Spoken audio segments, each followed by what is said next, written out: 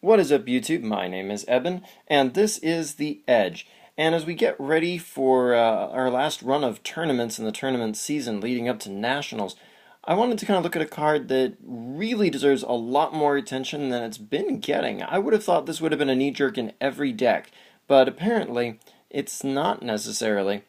And more now than ever with Roaring Skies coming out, or out and about to be legal for play, this card deserves a lot of attention. This card is Colress.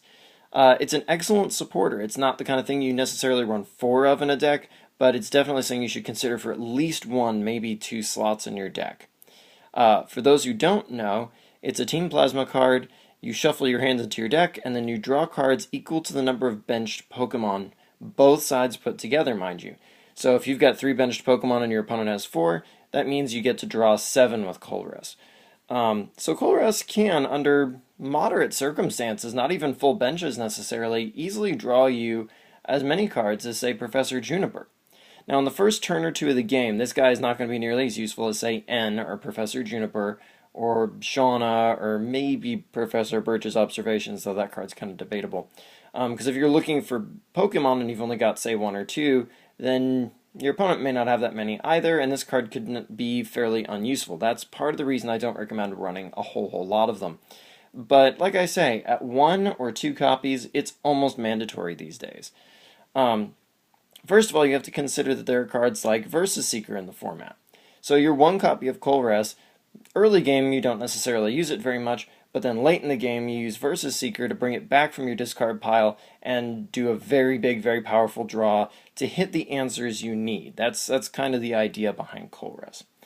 And you also have to consider that even mid-game now, there are a lot of decks that fill the bench very quickly.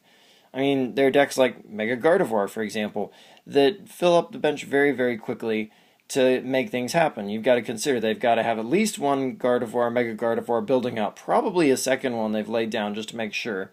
Then they've got to have a Xerneas in play. Then they've got to have at least one Aromatisse, and they probably have set up a second one to make sure that if the first one gets Lysandered and knocked out, they don't just lose all their control right away. And they may even have another Pokemon ready to go just in case as well, as oftentimes players will play out their hand pretty quickly just so they can maximize their odds when they shuffle their hand back into their deck with N or something like that.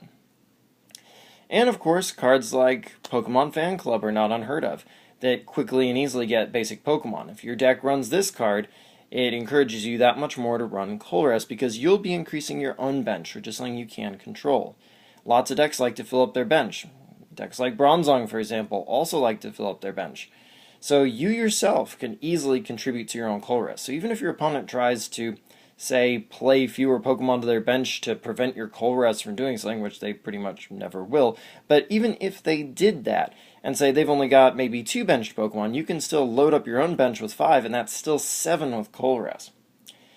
But of course, another card, speaking of Roaring Skies earlier, changes things a bit too, Skyfield.